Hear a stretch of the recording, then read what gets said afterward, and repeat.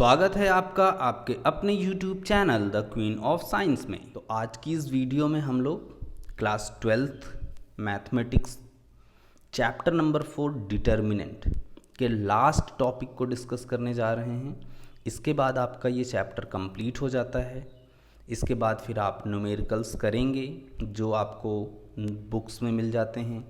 मैं आपको हमेशा कहता हूँ कि आप बुक कौन प्रेफर करिए, NCERT लगाइए, एग्जाम्पल्स और एक्सरसाइज सारे, उसकी मिसलेनियस एक्सरसाइज ज़रूर से लगाइए और RD शर्मा लगा लीजिए। इतना अगर आप करते हैं तो आपके बोर्ड एग्ज़ाम्स के लिए ये सफिशिएंट कंटेंट है। ठीक है। इवन RD तो एक ऐसी बुक है कि आपको कुछ ना कुछ क्वेश्चंस RD से रिलेटेड आपके IITs के एग्ज़ाम्स में भी देखने को मिलते हैं। ठीक है। तो फिर आइए अब यहाँ पे हम लोग अपने इस लास्ट टॉपिक को कंटिन्यू करने जा रहे हैं, जहाँ पे कि हम लीनियर इक्वेशंस का सॉल्यूशन करेंगे by using the inverse of matrices. ठीक है। यहाँ पे हमें डिटर्मिनेंट की भी ज़रूरत पड़ेगी। मैं आपको थोड़ा सा याद दिला दूँ, क्लास टेंथ में जब आप थे तो आपने एक चैप्टर पढ़ा था pair of linear equation in two variable. Pair of linear equation in two variable के लिए दो बातें होती थी, कंसिस्टेंट और इनकंसिस्टेंट। कंसिस्टेंट में हम लोग ये कहते थे कि अगर सॉल्यूशन है तो कंसिस्टेंट, और अगर सॉल्यूशन नहीं है तो इनकंसिस्टेंट। सॉल्यूशन है में दो केसेस होते थे, कौन कौन से? एक यूनिक सॉल्यूशन और एक इनफाइनाइट मेनी सॉल्यूशन।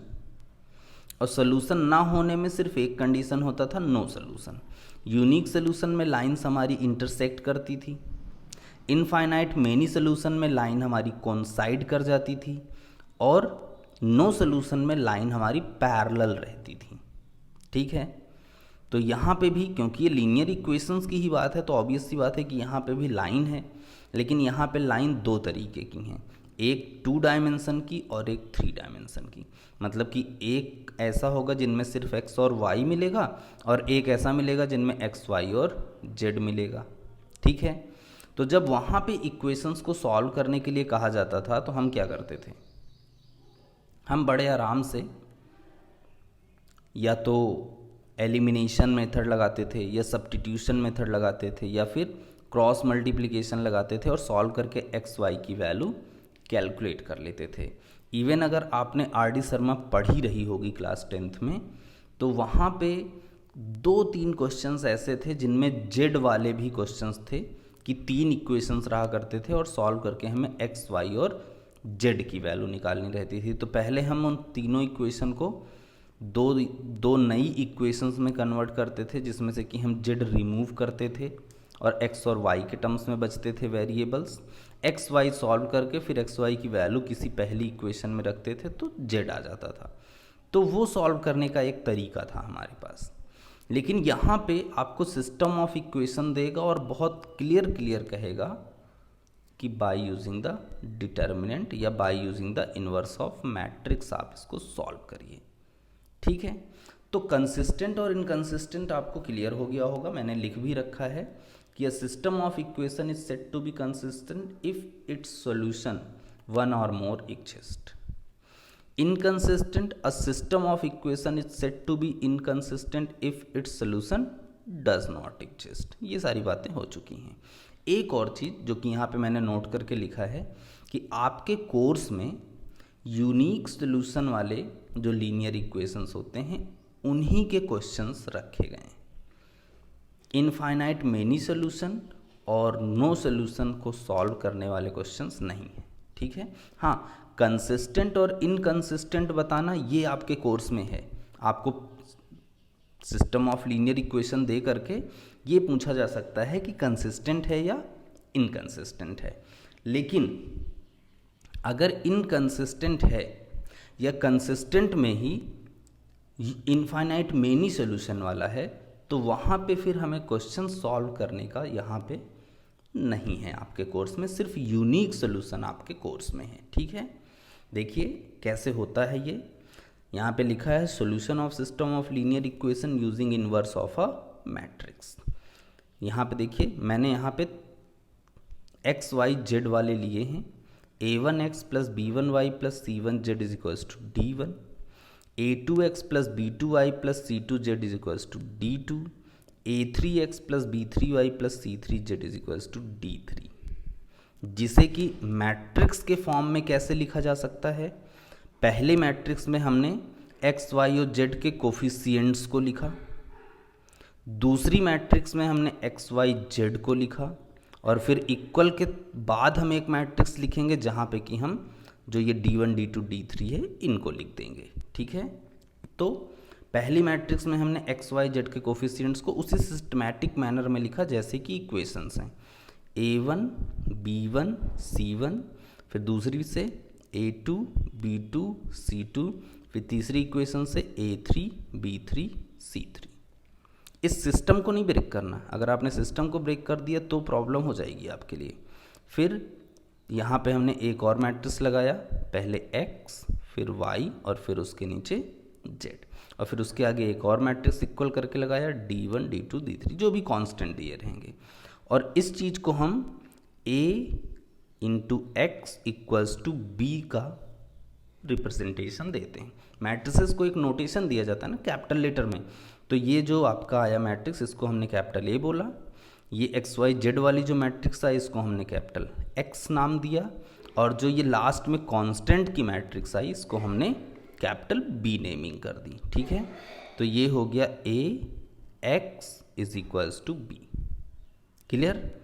अब देखिए इतना कुछ जब हम कर लेंगे तो उसके बाद हम क्या करेंगे कि जो हमारे पास ये मैट्रिक्स ए आएगी, इस मैट्रिक्स ए का हम डिटर्मिनेंट कैलकुलेट करेंगे।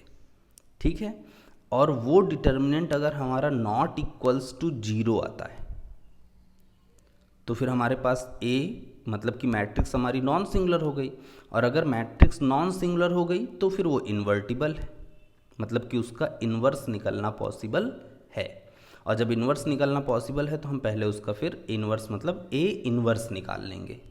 और देखिए यहाँ पे जब ये a इधर आएगा, ये जो a x equals to B है तो ये a इंटू एक्स है इक्वल्स टू बी, तो जब ये a इधर आएगा तो ये a इन्वर्स हो जाएगा, तो x इज इक्वल्स टू हो जाएगा a इन्वर्स b, और क्योंकि a नॉन सिंगुलर है तो इसका इन्वर्स निकल सकता है, तो इसका हम इन्वर्स निकाल लेंगे और इन्वर्स की यहाँ पे वैल्यू रखेंगे, और फिर मैट्रिक्स b को उसमें मल्टीप्लाई करेंगे और सॉल्व करने पे हमें बड़े आराम से एक्स वाई जेड की वैल्यू पता चल जाएगी, और इस केस में आपको यूनिक सोल्यूशन मिलेगा, और यही यूनिक सोल्यूशन वाला आपके कोर्स में है सॉल्व करने वाला। ठीक है, बाय द वे आपने डिटर्मिनेंट ए को सॉल्व किया तो ये आपका इक्वल्स टू 0 आ गया।